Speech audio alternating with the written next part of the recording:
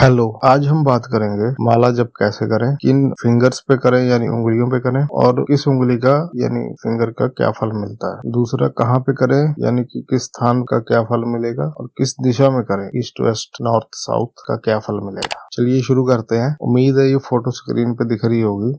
ये मैंने बनाई है। इसमें पहले फिंगर्स यानी उंगलियों को एक्सप्लेन कर देता हूँ, खासकर उनके लिए जिनको उंगलियों के हिंदी के नाम नहीं पता। पहले शुरू करते हैं अंगूठे से, जिसे थंब बोलते हैं। दूसरा है इंडेक्स फिंगर यानी तर्जनी। तीसरा मध्यमा यानी कि मिडल फिंगर। फिर आगे रिंग फिंगर, उसे बोलते हैं अनामिका। और अंत में जो सबसे छोटी वाली है वो है कनिष्ठ उंगली, जिसे लिटिल फिंगर भी बोलते हैं। चलिए अब शुरू करते हैं। इसे मैं अपनी भाषा में समझाऊंगा शॉर्ट में। डिट्टो वर्डिंग पढ़ूंगा तो बोरिंग हो जाएगा। जप कर्म में अंगूठे को मोक्षदायक समझना चाहिए और तर्जनी को शत्रुनाशक।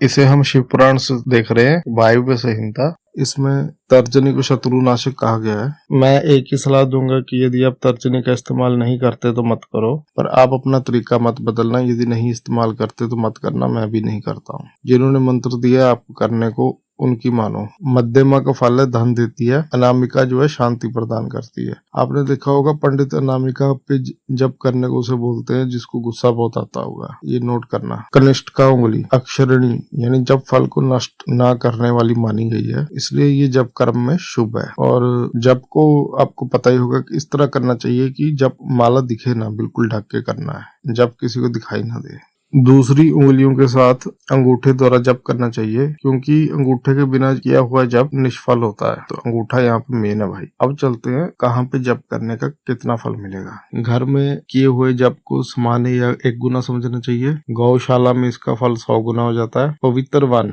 या उद्यान जंगल में किए हुए जप का फल 70 गुना बताया गया। 70 गुना समझ रहे हो ना, 1000 गुना है। पवित्र पर्वत पर 10,000 गुना, नदी के किनारे लाख गुना, देवालय में कोटि गुना, और मेरे निकट यानी कि शिव के निकट किए हुए जप को अनंत गुना कहा गया है। सूर्य, अग्नि, गुरु, चंद्रमा, दीपक, जल, ब्राह्मण और गौओं के समीप किया हुआ जप श्रेष्ठ माना गया है। अब चलते दिशाओं की तरफ। कौन सी दिशा में क्या फल मिलेगा।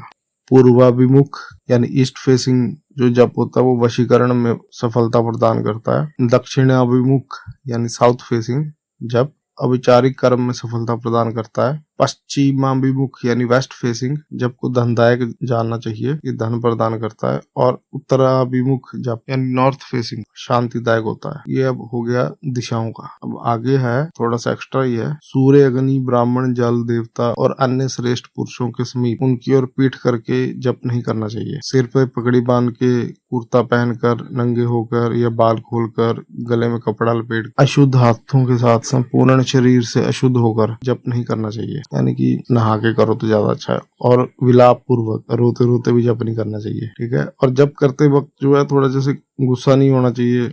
मद छींकना, थूकना, जमाई लेना, यहाँ पे तो और भी बताया गया। थोड़ा सा कुत्ते और नीच पुरुष की ओर देखना भी वर्जित है। यदि कभी वैसा संभव ना हो तो आचमन कर ले, अथवा तुम्हारे साथ मेरा यानी पार्वती सहित शिव का स्मरण करें और ग्रह नक्षत्रों के दर्शन करें, या फिर प्राणायाम कर लें। थोड़ा सा बताया तो बिना आसन के जप नहीं करना चाहिए, आसन पे बैठ के ही जप करना चाहिए। जो दूसरा जप है जो ओम नमः शिवाय की वीडियो में बताया गया कि चलते फिरते भी कर सकते हैं मंत्र जप, वो बिना माला वाला है। मैंने उसमें भी क्लियर बोला कि यदि माला पे करना है तो आसन पे बैठ के ही करें, ठीक है। चलिए मिलते हैं नेक्स्ट वीडियो में। लाइक, सब्सक्राइब, कमेंट और शेयर करें।